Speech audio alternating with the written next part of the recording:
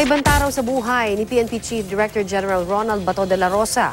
Ayon sa nakalap daw nilang impormasyon, ang gera kontra droga ng pulisya ang ugat nito. At mula po sa Camp Crame, may ulat on the spot si Mariz Umali. Mariz? Connie, hindi pa man nasisimulan muli ng pambansang pulisya yung paghawak sa operasyon kontra droga ay isiniwalat ni PNP Chief Director General Ronald Bato de la Rosa na nagiging mainit na rito yung mga nasasagasaan nila sa naturang kampanya.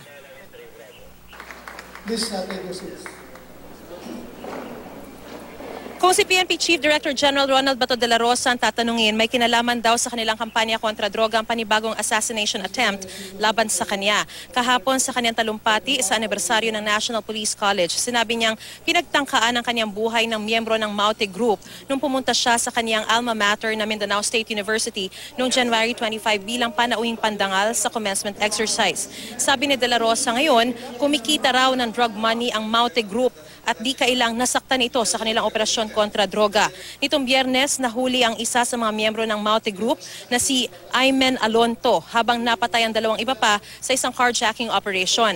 Umamin umano si Alonto sa kanyang tactical interrogation na plano nga nilang paslangin si General Bato kung hindi sa pagbaril ay sa pamamagitan ng pagpapasabog sa lugar. Dalawang improvised explosive device umano ang natagpuan, isa sa MSU mismo at isa sa kalsada kung saan di umano dadaan daw ang convoy ni General Bato.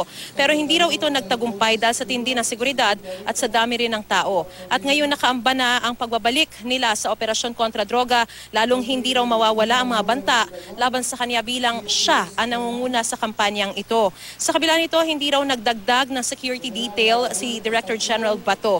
Kaya naman daw niya, kaya naman daw niya protektahan ang sarili at nananalig siyang protektado rin siya ng Panginoon.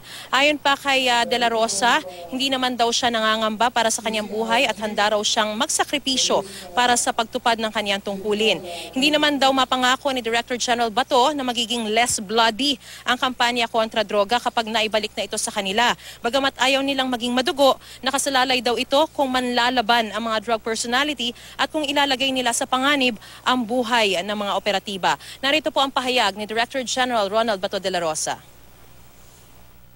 Hindi pa na-establish talaga ng mga investigators kung ano yung motive. Pero if you are to ask me, it's very obvious that this Maute group is being fed with drug money. Di ba? Maybe. Nasaktan sila sa ating drug war.